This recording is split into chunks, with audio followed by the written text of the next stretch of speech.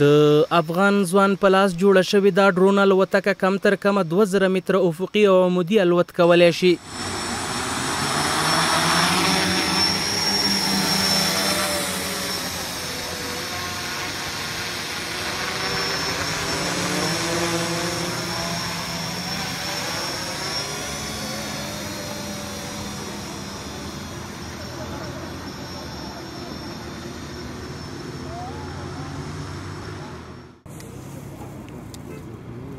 دا ډرون الوتکه هوبهو هماغه پرمختللو الوتکو ته ورته ده، خو د امکاناتو په صورت کې ورڅخه د نظامي وسلې په توګه هم کار اخیستل کیدی شي.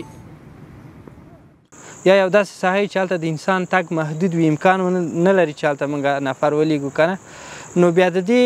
ډرون په واسطه کولی شو چې هغه ساحه لومړی چک کړو په کامرې باندې او ووینو، د هغې نه وروسته بیا کولی شو خپل نظامي قواوې هلته ولیږو چې دا د انسان د ژوند د ژغورلو لپاره ټولو مهمه وسیله ده. دا هم د نورو ډرون الوتکو په شان د ریموټ له لارې کنټرولیږي، هوا ته پورته کیږي، لوری بدلولی او حرکت کولی شي. دا ډرون چې ده د دې ریموټ د لارې کنټرولیږي چې کولی شو په دې باندې دې ته پرواز ورکړو، پورته یې کړو، بیرته یې ښکته کړو، که وغواړو ځای په ځای وڅرخوو په هوا کې چې په دې خوا تاو شي، راسته خوا تاو شي یا چپه خوا تاو شي، نو بیا د دې نه یې کولی شو. 2 لیوره لري چې دا د موټرونو سپیډ کنټرولوي. توکل خان قلمیار د پروان ولایت اوسیدونکی دی. د پروان پوهنتون له کمپیوټر ساینس پوهنځي څخه تازه فارغ شوی. د 3 میاشتو په موده کې په کمو امکاناتو ډرون الوتکه جوړه کړې چې تر 2 کیلومترو الوتنه کولی شي. 2 کیلومتره خو داسې ما خپله چک کړې ده چې داسې افقي پرواز کولی شي، او تر ارتفاع پورې مې دقیق چک کړې نه ده او متر کړې مې نه ده، داسې عالم نه لرو چې څومره به دا جګېږي، خو زما د شخصي نظره څومره چې ده په افقي شکل باندې ځي همدومره عمودي هم تللی شي. دې زیاتوي دغه الوتکه کې له هغه ساده برېښنایي سامان آلاتو ګټه پورته کړې چې د نورو شیانو په جوړښت کې هم کارول کیږي. 4 دانې پکې پکې استعمال شوي دي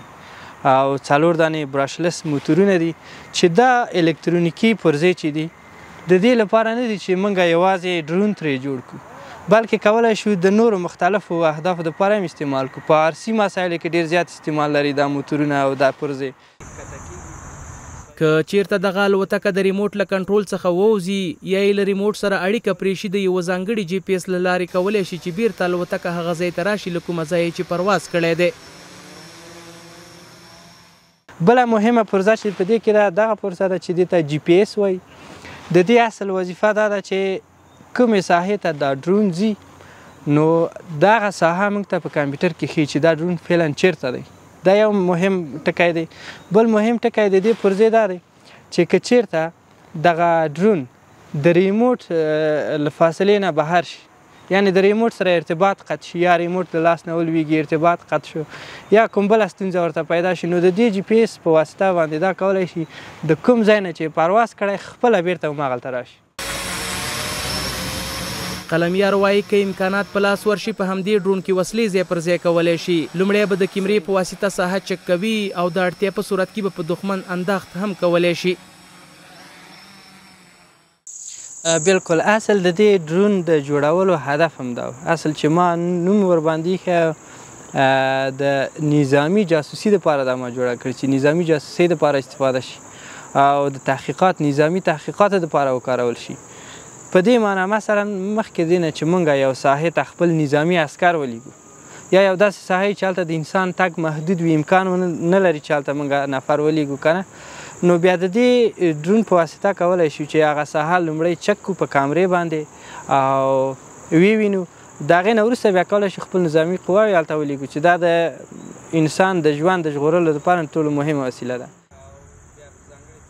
اقتصادي مشکلاتو په څپېړه وهلی دا ځوان د اقتصادي ستونزو له امله د دې ډرون د جوړولو پر مهال له لوړو او ژورو تیر شوی دی. نو د دې د مصارفو او د پیسو پیدا کولو هغه پوښتنه چې کومه تاسې کړې، پیسې خو د دې داسې وي چې ما به په قره باغ ولسوالۍ کې په کورسونو کې شخصي کورسونو کې درس ورکوه د پوهنتون د ټایم نه وروسته مازدیګر ټایم ماسپښین ټایم، او چې پوهنتون بیا ماسپښین خواشه سهار خوا نه به مې درسونه ورکول، د هغې لارې نه بیا لږ لږ پیسې ما پیدا کولې او چې